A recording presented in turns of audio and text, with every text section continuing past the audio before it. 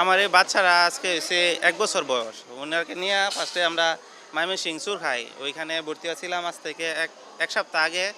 ওই যে নিউমোনিয়া পুরোপুরি ভালো হয়েছিল। ভালো হওয়ার পরে আমাদেরকে রিলিফ দিছে। রিলিফ দেওয়ার পরে বাসায় আসছি। বাসা ভালো ৩-৪ দিন পর থেকে আবার এই ৫ দিন ধরে জ্বর।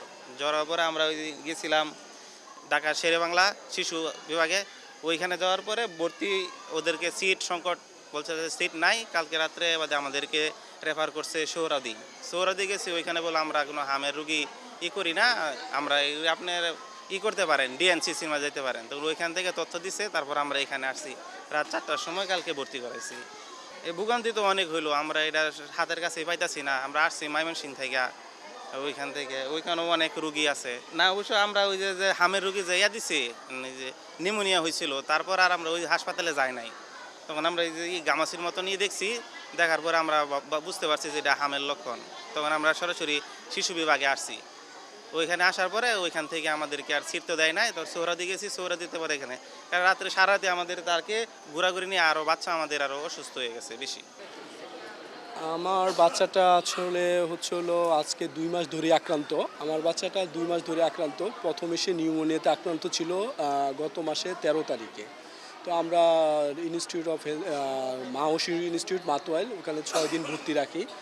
তো আলহামদুলিল্লাহ ওখান থেকে কামব্যাক করে। তো বাসায় নেওয়ার পর ওর আরেকটা প্রবলেম দেখা দেয় ডায়রিয়া। তো ডায়রিয়া দেখার পরে আমরা ওকে আমাদের নিজস্ব শিশু বিশেষজ্ঞ আছে, তো ওনাকে দেখাই। তো ওনার আন্ডারে চলি, কিন্তু বাট ডায়রিয়াটা ওইভাবে রিকভারি হচ্ছে না। তো আমরা তারপর ২ বার নিয়ে আসি ইয়াতে কলেরা হাসপাতাল। তো আমাদের ভর্তি দেয়।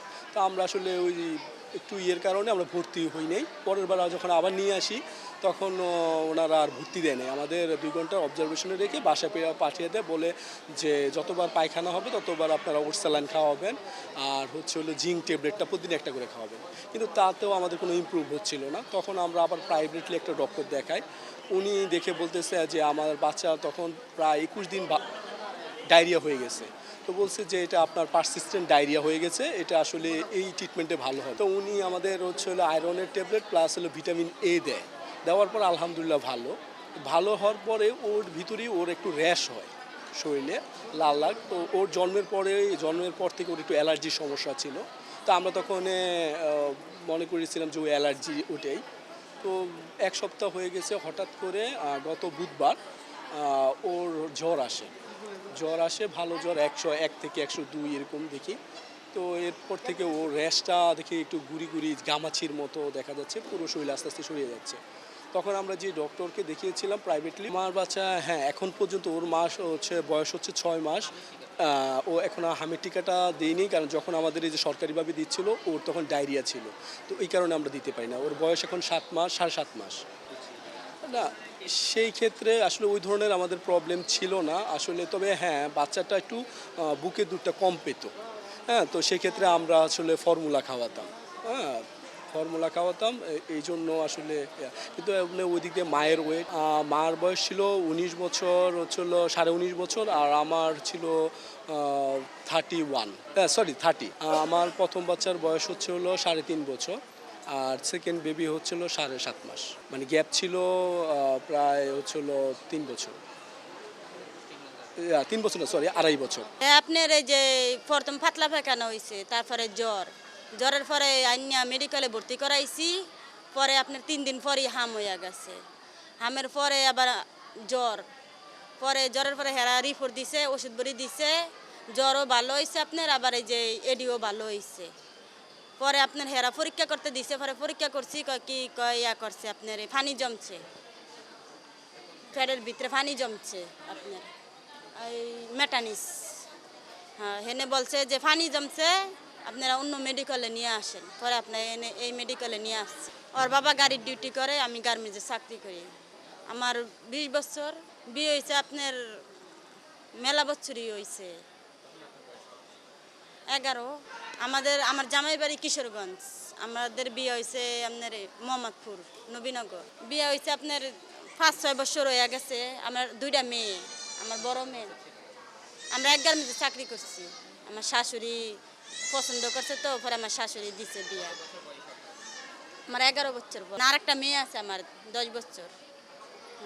এই মেয়ে ১ বছর বয়স। তত মনে হয় যে না, খাবার দাবার কোনো ত্রুটি নেই, আল্লাহর ছিল আমরা গরিব হলে কি হয়েছে, কিন্তু খাওন আছে আমাদের। খাওন থাকলেও মানুষে বলে যে টিক্কা দিলে বলে হামের টিক্কা দিলে বলে হাম ওঠে না, কিন্তু এটা ভুয়া কথা।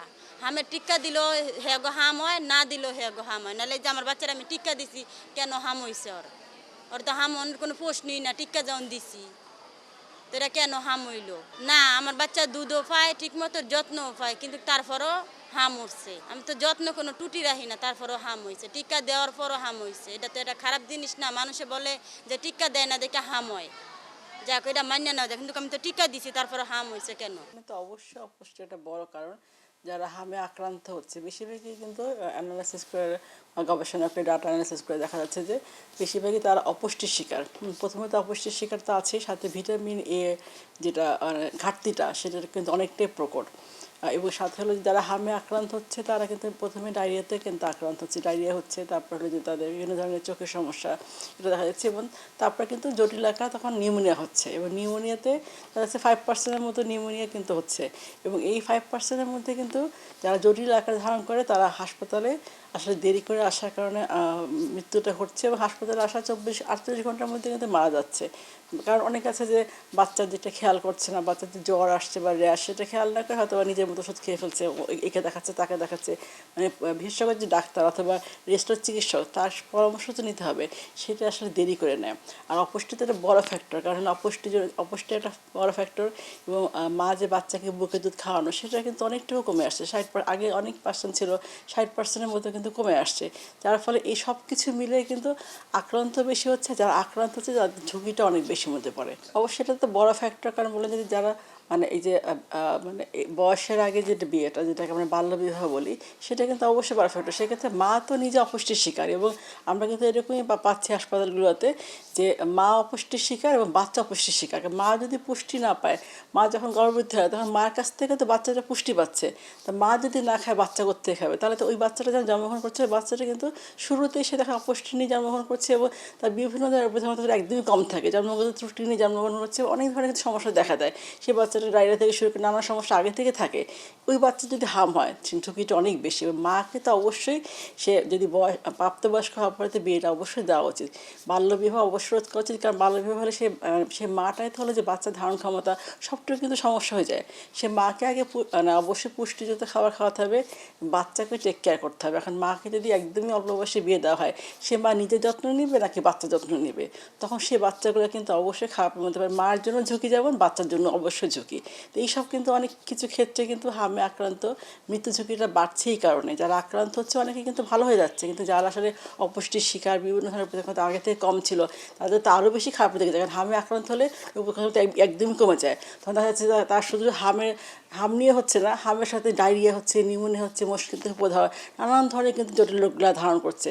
যখন সেই বাচ্চাটা সুস্থ সে কিন্তু যখন সে রোগক্ষমতা অনেক বেশি, সে বাচ্চাটা হামে আক্রান্ত হলে কিন্তু সহজেই দেখা যাচ্ছে জ্বরের জন্য প্যারাসিটামল খেলো অথবা কাশির জন্য তখন বাচ্চাটা সুস্থ হয়ে যায়। কিন্তু যে বাচ্চাটা আগে থেকে সমস্যা পুষ্টির শিকার ভিটামিনের ক্যাপসুলজনিত সব কিছু মিলে সে বাচ্চাটার ঝুঁকির অনেক বেশি। তবে যে বাচ্চাটা মানে ধরেন পৃথিবীর আলোর মুখ দেখলো, এখন বেড়ে ওঠার সময় তাকে পুষ্টিযুক্ত খাবারটা অবশ্যই খাওয়াতে হবে। ভিটামিন এ ক্যাপসুলটা তো খাওয়াতে হবে নিয়ম অনুসারে, এমন না যে এক্ষুনি খাওয়াই ফেলাম তা না। হামে আক্রান্ত হলে তখন তো খাওয়াবে, আমাদের শিডিউলের মধ্যে যে ভিটামিন এ খাওয়া সেটাও খাওয়াতে হবে। খেয়াল রাখতে হবে যে খাবারটা পুষ্টিমান ঠিক যেন থাকে। অনেক আছে বাইরের জাঙ্ক ফুডে কিন্তু অভ্যস্ত, সব বাচ্চা বয়স থেকে কিন্তু তারা কিন্তু বাইরের ড্রিঙ্কসটা খাচ্ছে, বিভিন্ন ধরনের চিপস খাচ্ছে, সেগুলো না খেয়ে পুষ্টিযুক্ত খাবার যেটা সেটা অবশ্যই খাওয়াবে। বাচ্চার দিকটা খেয়াল রাখতে হবে যে বাচ্চা কি জ্বরে আক্রান্ত হচ্ছে কিনা, এবং তার খেলাধুলা থেকে শুরু করে সব কিছুই খেয়াল রাখতে হবে যে সে বাচ্চা ঠিকমতো বেড়ে উঠছে কিনা, তার খেলাধুলা খাওয়া দাওয়া সব কিছু খেয়াল রাখা দরকার।